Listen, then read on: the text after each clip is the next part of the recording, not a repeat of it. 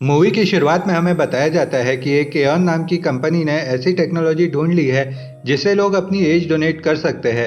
अगर एक इंसान का डीएनए दूसरे इंसान से मैच कर जाए तो वो दोनों आपस में अपने टाइम की अदला बदली कर सकते हैं। मतलब कि एक अमीर आदमी पैसों के बदले दूसरे इंसान से उसकी एज खरीद कर जवान हो सकता है। अगले सीन में हम इसी कंपनी के एक डोनेशन मैनेजर मैक्स को देखते हैं, जो एक डेनिस नाम के 18 साल के लड़के को अपनी लाइफ के 15 साल डोनेट करने के लिए मना रहा होता है, जिसके बदले कंपनी डेनिस को 7.5 लाख यूरोस देने वाली होती है। डेनिस पहले तो कंफ्यूज होता है और कहता है कि 15 साल बहुत ज्यादा होते हैं, मुझे तो लगा था कि 3 साल या 5 साल ही डोनेट करने होंगे। इस पर मैक्स उसे समझाता है कि इतने सारे पैसे तुम 15 सालों में भी नहीं कमा सकते, और जरा सोचो कि इन पैसों से तुम अपने और अपने माँ बाप के सारे सपने साकार कर सकते हो। फिर मैक्स उसे बताता है कि जब वो कॉलेज में था तब उसने भी कॉलेज की फीस भरने के लिए अपनी लाइफ के 5 साल डोनेट किए थे। मैक्स की ये सारी बातें सुनकर डेनिस उसकी बात मान जाता है और कॉन्ट्रैक्ट पेपर पर साइन कर देता है। दरअसल मैक्स अपने काम में बहुत माहिर था और वो अपनी बातों से किसी भी क्लाइंट को कन्विंस कर सकता था। इसके बाद मैक्स यहाँ से बाहर निकल जाता है। ये एक स्लम एरिया होता है जहाँ सारे गरीब लोग रहते थे। मैक्स की एक कलीग एरिका उसे कॉल करके जल्दी से ऑफिस आने को कहती है। रास्ते में हम देखते हैं कि ये शहर अमीर और गरीब लोगों में बटा हुआ है। एऑन कंपनी के बाहर कुछ लोग इस एज डोनेशन प्रोसेस के खिलाफ प्रोटेस्ट कर रहे होते हैं। इस प्रोटेस्ट के बीच से होते हुए मैक्स अपने ऑफिस पहुंचता है, जहां एरिका उसे ऑफिस में हो रहे एक इवेंट में ले जाती है। यहाँ मैक्स को एम्प्लॉय ऑफ द ईयर का अवार्ड दिया जाता है, क्योंकि उसने अभी तक कंपनी को 276 सालों की बेहतरीन डील लाकर दी थी, जो कि बाकी एम्प्लॉयज से बहुत ज्यादा थी। फिर यहाँ कंपनी की सीईओ सोफी थाइसन आकर मैक्स को कांग्रेट्स कहती है और अपनी स्पीच देने लगती है। सोफी कहती है कि हमने नेल्सन मंडेला, मैरी क्यूरी और फ्रेडरिक शिलर जैसे महान लोगों को खो दिया, जिस कारण हम उनके आने वाले इन्वेंशंस को नहीं देख पाए। अगर हम उन्हें लंबी उम्र दे पाते तो सोचो आज तक वो क्या कुछ हासिल कर चुके होते और ये ह्यूमन सिविलाइजेशन कहां से कहां पहुंच चुकी होती। लेकिन अब ऐसा पॉसिबल है, इसीलिए अब हम हर नोबेल पुरस्कार विजेता को अपने इस एज डोनेशन प्रोजेक्ट में शामिल करके एक लंबी उम्र देंगे। और पहले 15 साइंटिस्ट को एज डोनेशन मिल भी चुकी है, जो कि इस वक्त एऑन कंपनी के क्लिनिक में रिकवर हो रहे हैं। वहाँ हमारे डॉक्टर्स और थेरेपिस्ट उन्हें अपनी नई जिंदगी के लिए पूरी तरह से तैयार कर रहे हैं, ताकि वो आने वाले कई सालों तक एऑन के साथ मिलकर समाज की सेवा करने के लिए अपना रिसर्च वर्क करते रहे। आगे सोफी कहती है कि अभी तो हम सिर्फ लोगों को जवान बना सकते हैं, लेकिन बहुत ही जल्द हम एक ऐसी टेक्नोलॉजी लेकर आएंगे जिससे हम इंसानों को अमर बना सकेंगे। वहीं दूसरी ओर हम एऑन कंपनी के क्लिनिक में उन्हीं 15 साइंटिस्ट को देखते हैं जो अब जवान हो चुके थे। तभी वहां एक नर्स उन सभी 15 साइंटिस्ट को मार देता है और दीवार पर एडम्स ग्रुप का साइन बनाकर वहां से चला जाता है। एडम्स ग्रुप एक ऐसा टेररिस्ट ग्रुप होता है जो एऑन कंपनी के इस प्रोजेक्ट को पूरी तरह से खत्म करना चाहता था, क्योंकि उन लोगों का मानना था कि ये प्रोजेक्ट मानवता के खिलाफ है और इससे गरीब लोगों की जिंदगी भेड़ बकरियों की तरह हो गई है। गरीबों को पैसों का लालच देकर उनसे उनकी जिंदगी छीन ली जाती है। अगले सीन में हम एक एलिना नाम की लेडी को देखते हैं, जो कि मैक्स की वाइफ होती है। एलिना ने हाल ही में एक बहुत महंगा अपार्टमेंट लोन पर खरीदा था। एलिना एक डॉक्टर होती है और एक बैंक कंसल्टेंट उसे लाइक करता था, इसीलिए उसने एलिना को इतना महंगा अपार्टमेंट खरीदने के लिए उसकी मदद की थी। अगले दिन एलेना और मैक्स एलिना के पेरेंट्स से मिलने जाते हैं। यहाँ हम देखते हैं कि एलिना के फादर और मैक्स के बीच कुछ खास बनती नहीं थी, क्योंकि उन्हें मैक्स का काम पसंद नहीं था। वो मैक्स को ताना मारते हुए कहते हैं कि अगर मैं भी फिर से 20 का होकर अपनी लाइफ को एंजॉय करना चाहूँ तो क्या तुम मेरे लिए भी डोनर ढूंढ दोगे, और मुझे इसके लिए कितने पैसे देने होंगे। पर मैं तो भूल ही गया कि इतने पैसे तो मैं जिंदगी भर में भी नहीं कमा पाऊंगा। अब तो बड़ी बड़ी कंपनीज आ गई है जो लोगों की उम्र को चूस लेती है। इस पर मैक्स गुस्सा होते हुए कहता है कि वो गरीब लोग अपनी उम्र डोनेट करके बहुत खुश है और पहले से बेहतर जिंदगी जी रहे हैं, तो इसमें प्रॉब्लम क्या है। तभी एलिना बीच में आकर इन दोनों की बहस को खत्म करती है। इसके बाद एलिना और मैक्स अपने घर वापस जा रहे होते हैं। तभी वो देखते हैं कि उनके अपार्टमेंट में आग लग गई है। उनका इतना महंगा अपार्टमेंट उनकी आंखों के सामने ही जल रहा होता है। मैक्स एलिना से कहता है कि घबराने की कोई जरूरत नहीं, सिर्फ सामान का ही नुकसान हुआ है, अपार्टमेंट के पैसे तो इंश्योरेंस वाले दे ही देंगे। अगले दिन वो दोनों इंश्योरेंस क्लेम करने के लिए अपने लॉयर के पास जाते हैं, तो वो उन्हें बताती है कि घर में आग शॉर्ट सर्किट की वजह से नहीं बल्कि कैंडल की वजह से लगी थी, जो कि आप लोगों ने बाहर जाने से पहले जलती हुई छोड़ दी थी। इसका मतलब कि ये एक लापरवाही का मामला है, इसीलिए इंश्योरेंस की पॉलिसी के अकॉर्डिंग आप लोगों को कोई भी पैसे नहीं मिलेंगे। एलेना कहती है कि उसे अच्छे से याद है कि उसने कोई भी कैंडल जलती हुई नहीं छोड़ी थी। यहाँ मैक्स को एक शॉकिंग बात पता चलती है कि एलेना ने इस लोन को पाने के लिए सिक्योरिटी के तौर पर अपनी उम्र गिरवी रखी थी। ये सुनकर मैक्स के होश उड़ जाते हैं, क्योंकि वो जानता था कि इस लोन का अमाउंट 2.5 मिलियन यूरोज है, जिसके बदले बैंक एलेना से उसके लाइफ के 40 साल ले लेगी। मैक्स कहता है कि एलेना की जगह मैं अपने 40 साल डोनेट कर दूंगा। इस पर लॉयर उसे बताती है कि उसके मैच की कुछ दिनों पहले ही रोड एक्सीडेंट में मौत हो चुकी है और उनके डेटाबेस में अब तुम्हारा कोई दूसरा मैच नहीं है, इसीलिए अब एलेना को ही अपने 40 साल देने होंगे। ये सुनकर मैक्स और एलेना बहुत परेशान हो जाते हैं। इसके बाद वो दोनों लॉयर के ऑफिस से बाहर आते हैं।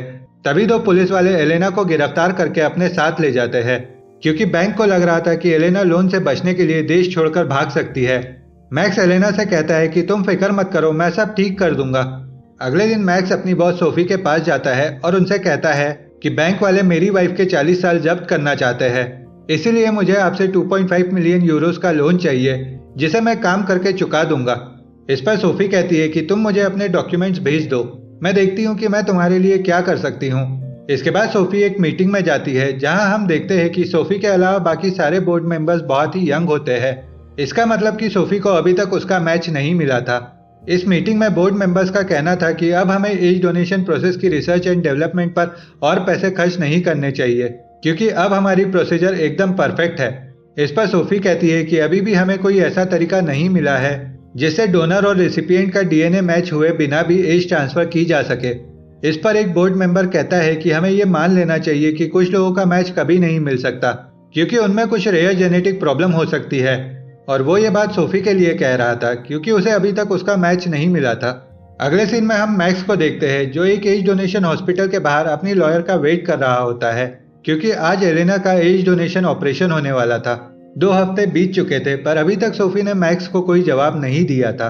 लॉयर के आने के बाद मैक्स उससे कहता है कि सोफी ने कहा था कि वो जवाब जरूर देगी। इस पर लॉयर कहती है कि वो 2 हफ्तों से रोज सोफी के ऑफिस में कॉल कर रही है, पर उसे अभी तक कोई जवाब नहीं मिला है। इसके बाद वो दोनों हॉस्पिटल के अंदर जाते हैं। मैक्स ऑपरेशन से पहले एलेना से मिलना चाहता था, पर हॉस्पिटल वाले कहते हैं कि वो ऑपरेशन से पहले उससे नहीं मिल सकता। मैक्स उनसे काफी रिक्वेस्ट करता है, पर फिर भी वो लोग उसकी बात नहीं मानते, तो मैक्स भागकर एलेना के पास जाने लगता है। पर रास्ते में ही उसे सोफी की सिक्योरिटी हेड काया पकड़ लेती है। उधर ऑपरेशन थिएटर में एलेना को ऑपरेशन से पहले कोर्ट के ऑर्डर सुनाए जाते हैं, जिसके अकॉर्डिंग एलेना को अपना लोन पे करने के लिए अपनी लाइफ के 38 साल देने होंगे। इसके बाद एलेना से उसके 38 साल लेकर दूसरे इंसान को दे दिए जाते हैं। ऑपरेशन के बाद मैक्स एलेना को एक छोटे से फ्लैट में लेकर आता है, क्योंकि अब वो कोई भी बड़ा फ्लैट अफोर्ड नहीं कर सकता था। एलेना अब बहुत तेजी से बूढ़ी होने लगती है। ये देखकर वो बहुत उदास होती है। मैक्स के मोबाइल पर एऑन कंपनी का मैसेज आता है, तो वो अपनी हेड एरिका से मिलने अपने ऑफिस जाता है। मैक्स को लग रहा था कि सोफी उसकी हेल्प करने के लिए तैयार हो गई है, पर ऐसा कुछ भी नहीं होता। एरिका उसे बताती है कि सोफी ने तुम्हारा प्रमोशन करके तुम्हें सीनियर डोनेशन मैनेजर बना दिया है और तुम्हारी सैलरी भी बढ़ा दी गई है। यह सुनकर मैक्स को बहुत गुस्सा आता है और वो अपनी जॉब छोड़कर वहां से जाने लगता है। पर जाते जाते उसे रास्ते में सोफी दिखती है, तो वो उससे बात करने जाता है, लेकिन सोफी की सिक्योरिटी गार्ड काया उसे रोक लेती है। यहाँ मैक्स ये देखकर चौंक जाता है कि सोफी अब पहले से ज्यादा यंग दिख रही थी। वहीं दूसरी तरफ हम देखते हैं कि एलेना अब 70 साल की बूढ़ी दिखने लगी थी। मैक्स एलेना के पास जाता है, तो एलेना उसे अपने साथ आईने में देखकर एम्बेरेस होने लगती है और उससे कहती है कि मैं बूढ़ी हो चुकी हूँ, पर तुम्हारे सामने तुम्हारी पूरी लाइफ पड़ी है, कीमत तो सिर्फ मैंने चुकाई है, तुमने नहीं। मैक्स कहता है कि इसमें मेरी क्या गलती है। फिर एलेना मैक्स को बाहर जाने को कहती है, क्योंकि वो इस समय अकेले रहना चाहती थी। मैक्स के बाहर जाते ही एलेना के पेट में बहुत तेज दर्द होने लगता है। मैक्स उदास होकर पार्क में बैठा होता है, तभी उसके पास एक क्यूट सी बच्ची आकर उसे ड्रग्स ऑफर करती है, पर मैक्स उसे भगा देता है और वापस घर आ जाता है। घर पर एलेना की तबीयत खराब देखकर मैक्स उसे हॉस्पिटल ले जाता है, जहां डॉक्टर उसे बताती है कि एलेना प्रेग्नेंट थी और एज डोनेशन के दौरान उसने अपने बच्चे को खो दिया। ये सुनकर मैक्स को बहुत दुख होता है। एलेना डिसाइड करती है कि अब वो मैक्स के साथ नहीं रहेगी, इसीलिए अगले दिन वो अपने पेरेंट्स के घर चली जाती है और मैक्स को समझाती है कि उसके साथ अब मैक्स का कोई फ्यूचर नहीं है, इसीलिए उसे अब मूव ऑन करके एक नई जिंदगी शुरू करनी चाहिए। एलेना के पेरेंट्स उसे देखकर बहुत दुखी होते हैं, क्योंकि अब वो अपनी माँ से भी ज्यादा बूढ़ी दिख रही थी। मैक्स डिसाइड करता है कि वो किसी भी तरह से एलेना को पहले की तरह बना देगा, इसीलिए वो वापस आकर उस रात वाली छोटी बच्ची से मिलता है, क्योंकि वो जानता था कि उसने भी अपनी एज रिवर्स करवाई है। मैक्स उस बच्ची से कहता है कि मुझे पता है ये तुमने एयन से तो नहीं करवाया होगा। क्या तुम मुझे बता सकती हो कि ये तुमने कहाँ से करवाया है? इस पर वो बच्ची मैक्स को एक डॉक्टर के बारे में बताती है। इसके बाद हम मैक्स को अपनी कार में देखते हैं, जहां वो एक वॉइस मैसेज सुन रहा होता है जिसमें कहा जाता है कि उन्हें 30,000 यूरोज मिल चुके हैं। आप एक हफ्ते बाद डॉक्टर बर्ग से मिल सकते हैं। जैसे ही आप लिथुएनिया का बॉर्डर क्रॉस कर ले तो आप एक अनरजिस्टर्ड बर्नर फोन से डॉक्टर बर्ग से कांटेक्ट कर सकते हैं। उसके बाद आपको क्लिनिक के कोऑर्डिनेट्स दे दिए जाएंगे जो कि सिर्फ 6 घंटे तक ही वैलिड रहेंगे। अगर आप टाइम पर वहां नहीं पहुंच पाए तो हमारा एग्रीमेंट कैंसिल हो जाएगा। इसके बाद मैक्स एक आदमी के पास जाकर अपना और एलेना का जाली पासपोर्ट खरीदता है, साथ ही वो एक गन भी खरीदता है। फिर मैक्स सोफी पर नजर रखने लगता है क्योंकि सोफी ही एलेना की मैच होती है। सोफी अपनी कार से कहीं जा रही होती है। मैक्स उसका पीछा करने लगता है। सोफी अपनी कार रोककर कब्रिस्तान में जाती है और अपने गार्ड्स को बाहर रुकने को कहती है। सोफी अब पूरी तरह से जवान हो चुकी थी। मैक्स पीछे वाले रास्ते से कब्रिस्तान में घुसकर सोफी को किडनैप कर लेता है और एक ग्रेव पर एडम्स ग्रुप का साइन बना देता है। इसके बाद मैक्स एलेना के पास जाता है और उससे कहता है कि एक तरीका है जिससे तुम फिर से जवान हो सकती हो। फिर वो एलेना को अपने साथ एक बंद पड़ी कार वर्कशॉप में ले जाता है, जहां वो उसे सोफी को दिखाते हुए कहता है कि इसी ने तुमसे तुम्हारे 38 साल छीने थे। वहीं दूसरी ओर कब्रिस्तान में सोफी की सिक्योरिटी हेड काया अपने असिस्टेंट विक्टर को किडनैपिंग की रिपोर्ट मांगती है। विक्टर कहता है कि यह एडम्स ग्रुप का काम नहीं हो सकता क्योंकि वो किसी को किडनैप नहीं करते बल्कि सीधा मार देते हैं। विक्टर काया को बताता है कि किडनैपिंग में यूज हुई कार एक रेंटेड कार थी जिसे एक फेक अकाउंट से बुक किया गया था और जिस क्रेडिट कार्ड से वो कार बुक हुई थी उसी क्रेडिट कार्ड का यूज कुछ दिनों पहले एक मैक्स नाम के इंसान ने भी किया था। विक्टर मैक्स की करंट लोकेशन भी पता कर लेता है। दूसरी ओर एलेना सोफी के साथ वो नहीं करना चाहती थी जो सोफी ने एलेना के साथ किया था। मैक्स एलेना से कहता है कि हमारे पास कोई दूसरा रास्ता नहीं है, सोफी ही तुम्हारी मैच है और उसी से तुम्हारी एज वापस आ सकती है, इसीलिए हमें अभी जर्मनी से निकलना होगा। एलेना कहती है कि जब मेरी एज वापस आ जाएगी उसके बाद हम इसका क्या करेंगे।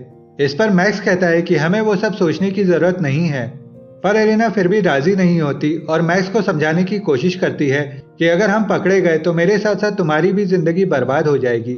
मैक्स सोफी के सामने अपना फेस रिवील करके एलेना से पूछता है कि क्या तुम मेरा साथ दोगी या मैं इस औरत को किडनैप करने के लिए जेल चला जाऊं। तभी काया और विक्टर अपनी टीम के साथ वहां आ जाते हैं, पर उन्हें वहां कोई नहीं मिलता क्योंकि मैक्स पहले ही एलेना और सोफी को लेकर वहां से निकल चुका था। इसके बाद हम मैक्स और एलेना को एक शिप पर देखते हैं। वो दोनों उस शिप से लिथुएनिया जा रहे होते हैं। उन्होंने सोफी को एक बॉक्स में बंद कर रखा था। वो दोनों बहुत खुश होते हैं क्योंकि एलेना फिर से जवान होने वाली थी। वहीं दूसरी ओर विक्टर को शिप के सीसीटीवी कैमरे की फुटेज में एलेना और मैक्स नजर आते हैं, तो वो ये बात काया को बताता है।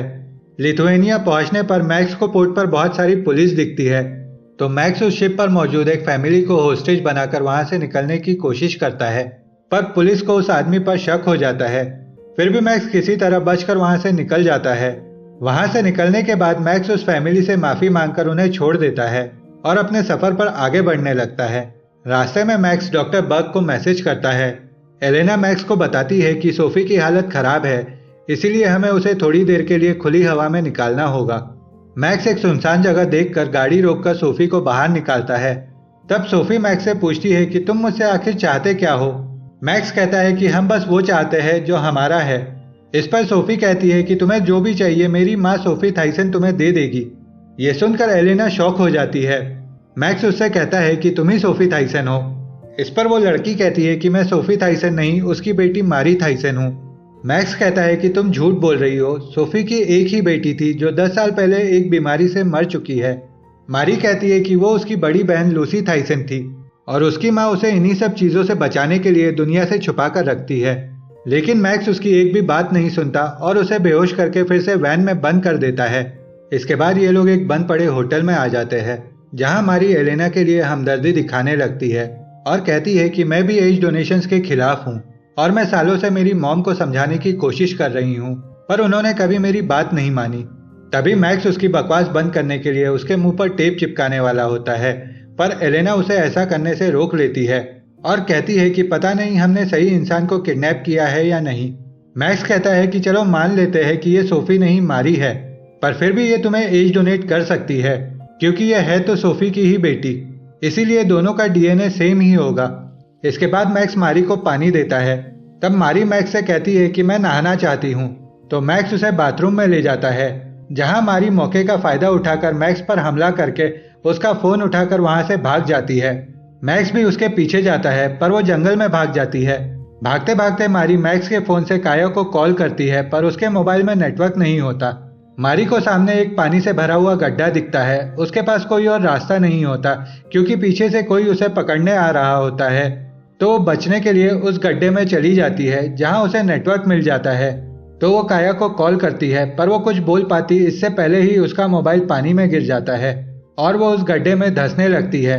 क्योंकि वो कोई नॉर्मल पानी का गड्ढा नहीं बल्कि एक दलदल था। उसे दूर से एक रोशनी दिखाई देती है, जिसे देखकर वो हेल्प हेल्प चिल्लाने लगती है।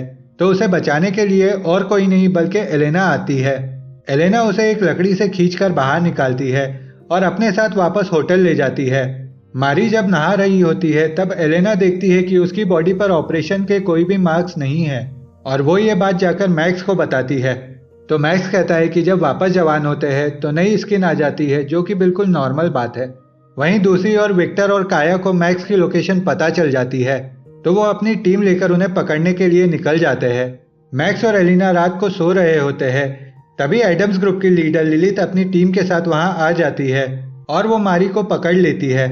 मैक्स उससे कहता है कि प्लीज उसे मत मारना। इस पर लिलिथ कहती है कि हम मारी थाइसन को क्यों मारेंगे। यहाँ ये बात कंफर्म होती है कि मैक्स ने सोफी को नहीं बल्कि मारी थाइसन को किडनैप किया था। इसके बाद लिलिथ उन तीनों को बंदी बना लेती है। मैक्स लिलिथ को बताता है कि हम खुद विक्टिम हैं। मेरी वाइफ को एज डोनेट करने के लिए मजबूर किया गया था, पर लिलिथ पहले से ही मैक्स के बारे में सब कुछ जानती थी।